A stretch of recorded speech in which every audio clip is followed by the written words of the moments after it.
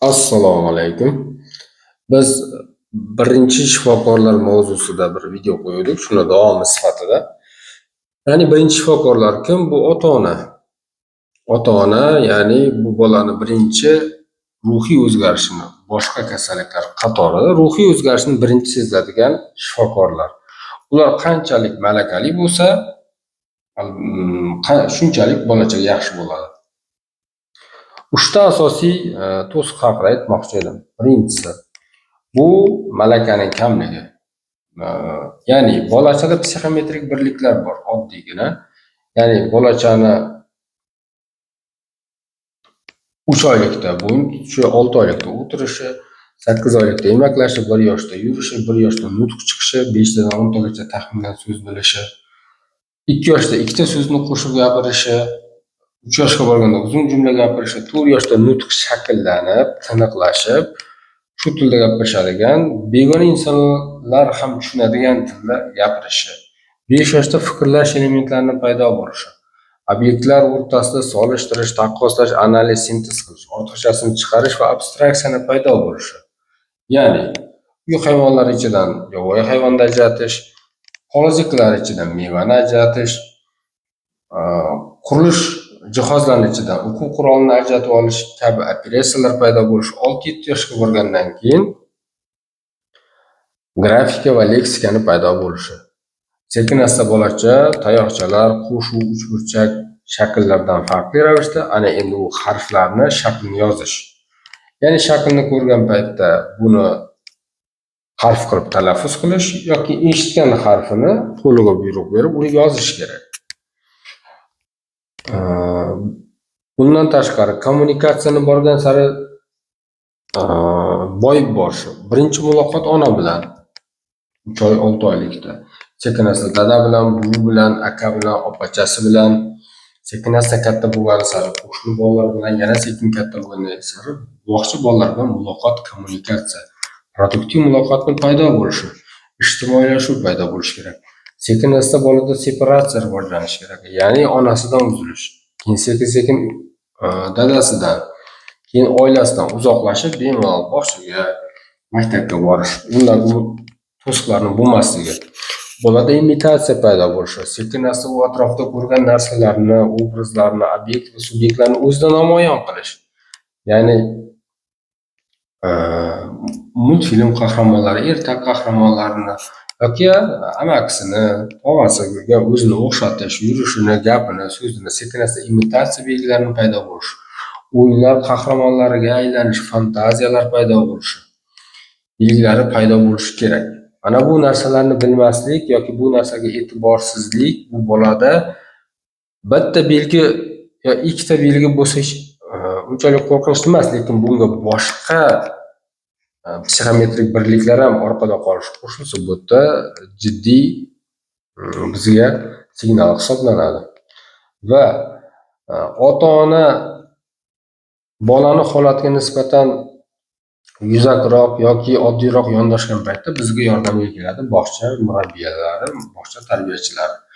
Ulardan olinayotgan ma'lumot, bolachani bog'chada qanday yurishi, o'zini qanday tutishi haqida biz so'raymiz. Shunda ba'zan muloqoti, produktiv muloqoti yo'q bolalarda ham ba'zan ota-onalari bog'chadan shikoyat aytishmaydi deyishadi. Yoki oxirgi bilinadigan ruhiy rivojlanishda buzilish bo'layotgan bolalarni u xoh o'zlashtirish bo'lsin, xoh u muloqot, kommunikatsiya bo'lsin, xoh u kognitiv funksiyalar bo'lsin, xoh u ijtimoiy funksiyalar bo'lsin, xulq-atvor buzilishi bo'lsin, buni endi bilinadigan joyi bu kichik maktab yoshi. Ayniqsa 1-sinfga borgan paytda 2-3 oyda yana bir guruh bolalar murojaat qilib kelishni boshlaydi. Ya'ni maktab darsda o'tirmayapti, o'zlashtirmayapti. Lekin o'shandan ham ba'zan o'tib ketadigan bolalar bor. Bunda shu bizni ustozlarimiz yanada sinchkovroq bo'lishini, bolada bo'layotgan o'zgarishlarni aytish, ularni ota-onaga to'g'ri usulda ular tushunadigan holatda tushuntirgani ma'qul. Shunda biz bolani tezroq topamiz, tezroq unga yordam beramiz. Doim aytaman, tashxis bu bolaga yordam berish yo'li. Qancha u yo'l to'g'ri tanlansa, bolaga shuncha to'g'ri tashxis qo'yiladi. Butun dunyoda kabi bizda ham bu stigmatizatsiya, psixiatr bemori bo'lish, unga hattoki murojaat qilishni xohlamaslik bor. Bu inkor qilinmaydi. Lekin u xoh psixiatrik bo'lsin, xoh nevrologik bo'lsin, xoh boshqa soha bo'lsin, u sohadan murod bolachaga yordam berish. Bugun erta aniqlanmagan, korreksiya qilinmagan, ishlanmagan bola ertaga u katta bo'lgani sari uni muammosi bemalol hammani ko'ziga ko'rinadigan darajada bo'ladi. Endi u davrga yetgandan keyin bolachaga yordam berish juda ham qiyin bo'ladi. Aniqrog'i endi u bolacha emas, katta shaxs bo'ladi. Demak, birinchi muammo bu psixometrik birliklarni bilmasligi, ikkinchisi bu maktabgacha ta'lim tarbiyachilari, ilk sinf o'qituvchilari bilan hamkorlikni yo'qligi. Uchinchisi bu murojaat va tashxisni tan olmaslik yoki tashxisdan qochishlik. Bu yerda biz e'tibor beradiganimiz, shifokor sifatida achinadiganimiz biz faqat bemorlarga. Chunki ota-ona o'zini tinchligi uchun bu og'ir doktorlarga murojaat qilishdan, ularga og'ir bo'ladigan vaziyatdan qochadi. Bog'cha murabbiysi uni og'ir ahvolini aytgani bilan tushunmayotgan ota-onasiga yengilgina qilib aytib qo'ya qoladi. O'qituvchisi ba'zan bo'ladi. Vaziyatni shu paytgacha agar bular qo'zg'amagan bo'lsa, qo'zg'amay qo'ya qolaylik degan ushtunoq ichida holatlar bo'ladi. Aylanib bu yerda kimga qiyin? Aylanib bu yerda bemorga qiyin. Ba'zi bemorlarda biz 3 yoshida, 6 yoshida, 12 yoshida, 18, 25, 40, 50 yoshida ham ko'rgan bemorlarimiz bor. Bir tashxisda. Shundan biz mo'ljal olamiz. Bu bola 3 yoshida bunday, 6 yoshida, 12 yoshida, 25 yoshda bu holatlarda bo'ladi. Qaysiki bemorga vaqtida to'g'ri tashxis qo'yilib, to'g'ri yo'nalish berilsa, shuncha yaxshi yordam beradi. Psixiatriyada ma'lum bir holatlarda yordam berish dori darmon orqali bo'lmaydi. Faqat korreksiya, tashxisni tushunish, shunga mos yondashish.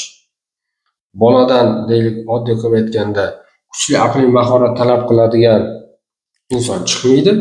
Uni talab qilish keragi yo'q. Uni o'ziga mos joyga joylashtirish kerak bo'ldi. Kuchli aqliy mehnat talab qilmaydigan zo'r kasb egasi bo'ladi. Bundan bolachaning o'ziga ham, uydagilarga ham aylanib foyda bo'ladi.